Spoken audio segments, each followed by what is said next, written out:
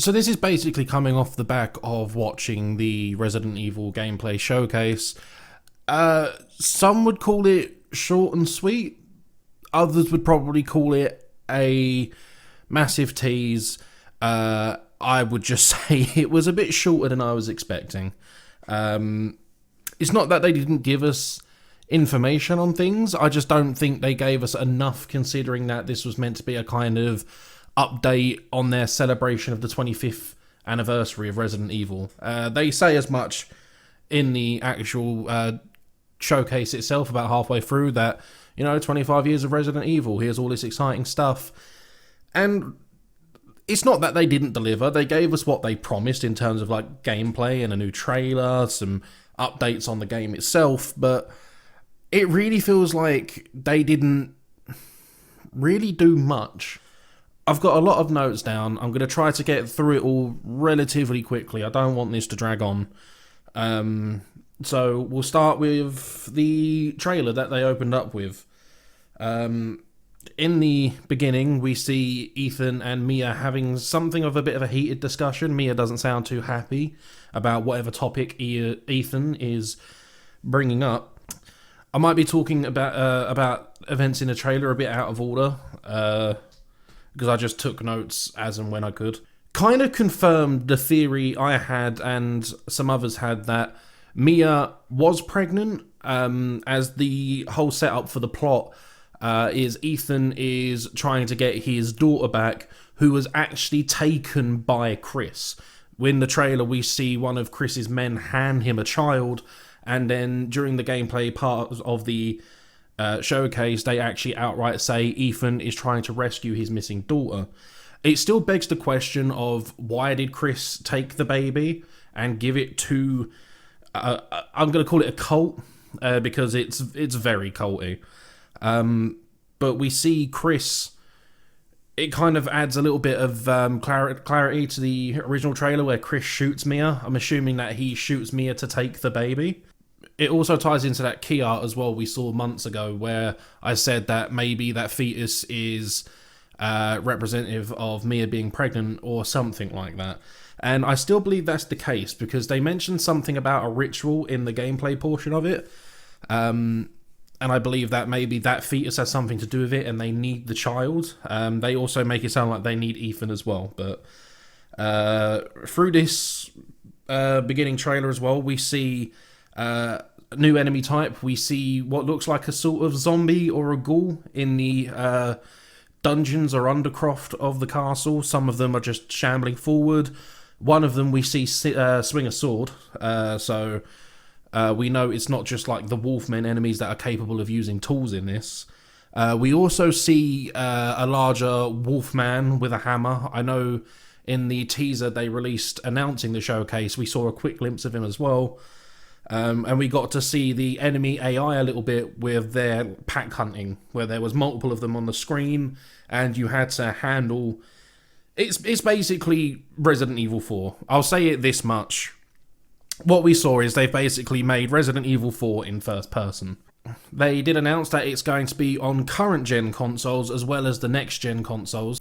So you can purchase this on PlayStation 4 and Xbox One, and they actually both have the free upgrade to PlayStation 5 with just a straight free upgrade, or you can upgrade through Xbox Smart Delivery, which is actually pretty cool. As far as I'm aware, not a lot of people are offering free upgrades at this point. A lot of people are charging a fee to do the upgrade, so this is nice. It makes it more accessible for people who do eventually make the transition without having to pay a whole other 60 quid for the same game. There is going to be a deluxe edition, there is going to be a collector's edition, and then they've also got a bundle which has Resident Evil 8 and Resident Evil 7, I'm assuming with all the DLC that comes with it, kind of like a legacy collection or a Game of the Year collection. One thing I thought they might do, but wasn't 100% sure on, is they actually gave us the release date as well, which it wasn't as soon as I thought it was going to be, but it's a lot sooner than I thought they might leave it. I thought they were probably going to leave it sort of like halfway through the year, and they kind of have. It's a May 7th release, which is... It's fairly close. Like, it's not long at all.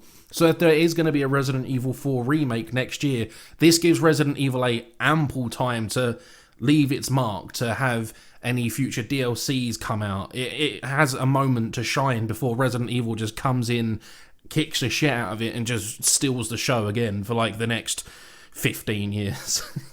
I can't remember which one it was off the top of my head, but one of the additions actually comes with what they called a weapon accessory, which, considering we actually saw the merchant and how the merchant works to a degree, it kind of makes you wonder if there's going to be some level of weapon customization on top of the weapon upgrades that we've seen in the gameplay as well. But I'll get back into that in a little bit.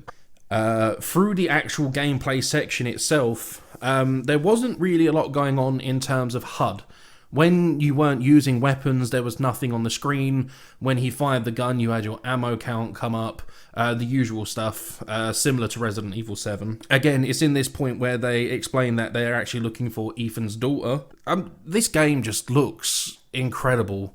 I'm assuming with like all the PlayStation 5 exclusivity that they've been talking about, I'm assuming at this point this was running on a PlayStation 5, or maybe a PlayStation 5, a PC rather, emulating PlayStation 5 software. I couldn't be sure. I didn't see anything while I was like glued to the gameplay itself. I'll go back, and if there was any indication of what it was running on, I will somewhere. We can safely say now that they are definitely vampire women, as all they do is talk about how much they want to drink blood, how they want to cut Ethan's jugular and drain him dry. They show off more than just like the main vampire woman now. They show what she referred to as her daughters, which in the trailer we saw several of these women who kind of like teleport in. It looks like flies. It's probably meant to be like small bats, or, you know, meant to be like a nod to the fact that, you know, vampire bats. But it reminded me of Resident Evil 6. There was that enemy that burst out of the cocoons, and they were flies. But it kind of gave me that kind of feeling as well. So maybe there is a connection to previous Resident Evil games other than just 7. We also see a scene where the main woman is talking to Mother Miranda, who I'm assuming at this point to be the old woman, or if it's not explicitly said at some point up until release, it wouldn't surprise me if the twist is this old woman we've been seeing dawdling about is actually Mother Miranda, the leader of this cult. But again, it's really only speculation. In the last video I made where I said that maybe she was a merchant on top of this other merchant, we only really got the confirmation that the fat man was the merchant. And he's actually called the Duke, but I'm going to come back to him in a minute. I just want to work through a little bit more of these first. We didn't see any molded enemies. We don't see any link to mold, any kind of allusion towards there being any connection to like the E-series or Evelyn. A lot of people, there's a few people in the comment section of that video even said maybe this could be Alex Wesker, this could be another E-series gone rogue. I now don't think, after seeing this, that this is Alex Wesker. I think this is a wholly new person just for this series, just for this entry rather. So again, I could be proven wrong. It could be a twist surprise. I was like Alex this entire time, but I don't believe that's the case anymore. Also, we saw the Van Helsing character, the guy I called the Van Helsing character again. And there was the mention from the vampire woman about a man called Heisenberg.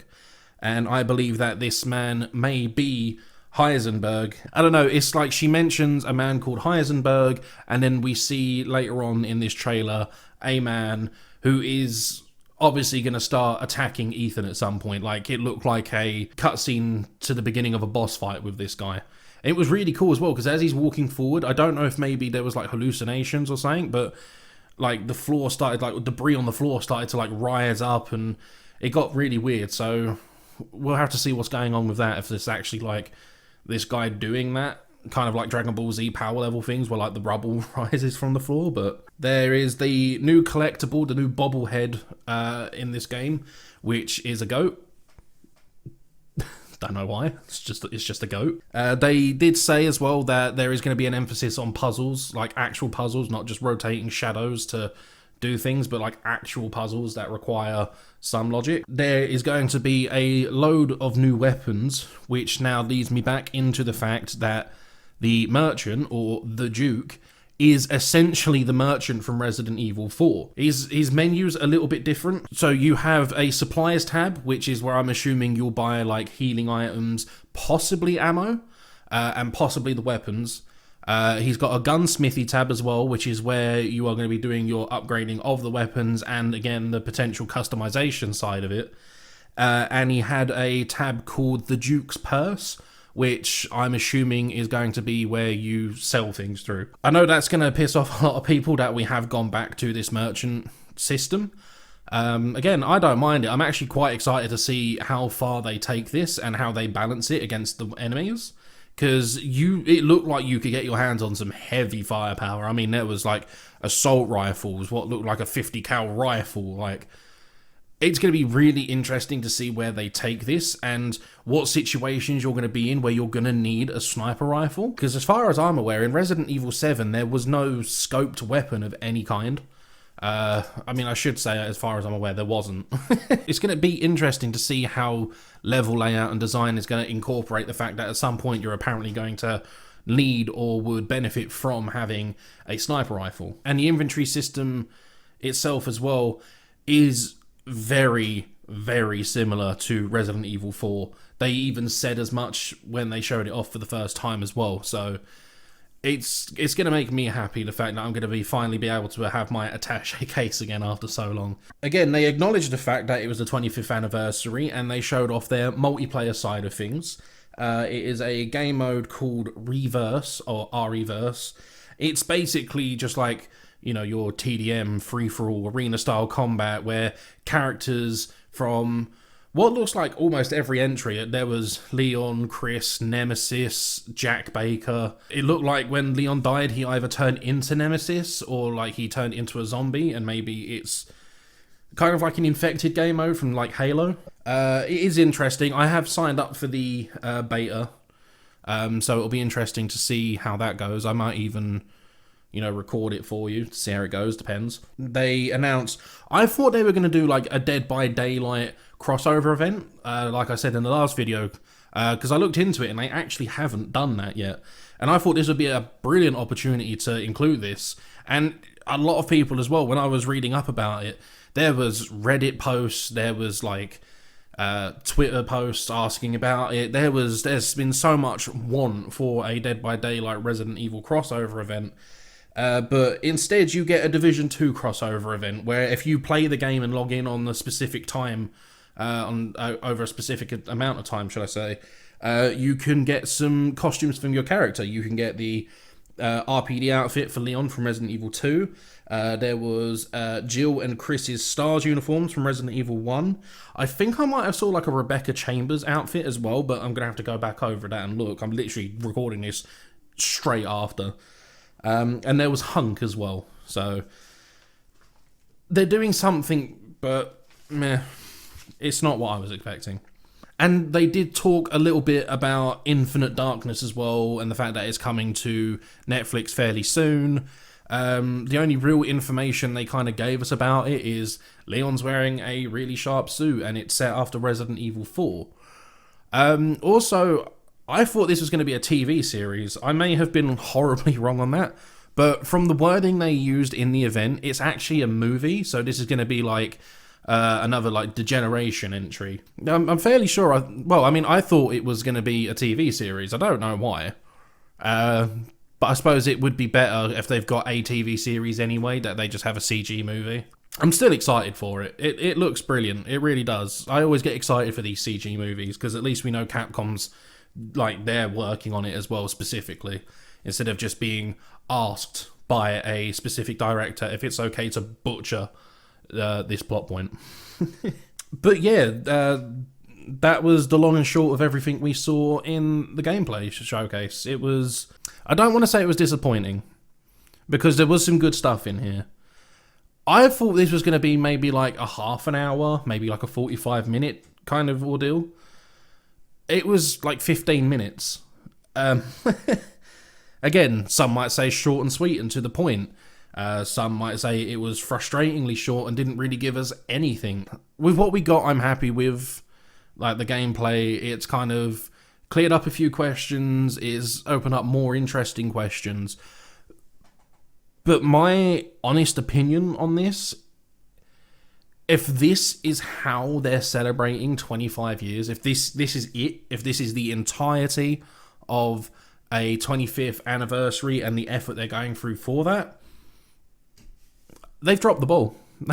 They have. I know there's probably going to be some hardcore defenders out there, but in all honesty, they have done too little. I mean, I get it's not like a major it's a major milestone. It might not be as big a deal as the fact that, you know, Breath of the Wild's got a 35th anniversary next month. But this is a beloved franchise, just like Zelda. It's a big deal. It's a pop culture icon. As bad as those movies were, there was like 7 of those things. There's been the CG movies, there's been spin-off titles. This game has a legacy, and I really don't think Capcom has kind of put their all into celebrating it. It's kind of like they just went, yeah, 25 years, that's cool. Anyway, there was no teases for Resident Evil 4, like we said. Like I thought there might have been. There was no news on any other potential upcoming titles or spin-offs. They mentioned in passing the TV series and the movie, the live-action movie. But other than that, their focus was on a 3-minute trailer, 3 minutes of gameplay, like a minute of this reverse thing, and then like, here's when you can get it. The best news coming out of this was the release date, in all honesty, but I'm kind of hoping in the lead up to it, they're going to give us more. Not just for Resident Evil 8, but they've really got to do something more for this 25th anniversary. And I'm hoping they realise that. I'm hoping people who watch this kind of like voice the fact that it really wasn't enough. I don't know what else to say. Like, I don't want to sound like a hypocrite when I said that, you know, it's going to be a great thing no matter what they give us. But I think everyone and their mum was expecting maybe a little bit more. But again, we've still got 4 months until this game releases. That's plenty of time to make new announcements, maybe announce another showcase, or maybe just like a Capcom showcase in general. But yeah, this video's gone on long enough. I was hoping to make this a fairly short video, but that's never the case. But what did you think about the showcase? Did you think it was good enough? Do you think they maybe dropped the ball a little bit? Do you think they were kind of lackluster in what they gave us? What about the theories you've had from previous trailers about the game with what they've shown us now? Has your thoughts and opinions changed? Has it altered theories in any ways for you? Let me know down below. But other than that, I'm done for the night. I'm going to bed. I'll see you all next time.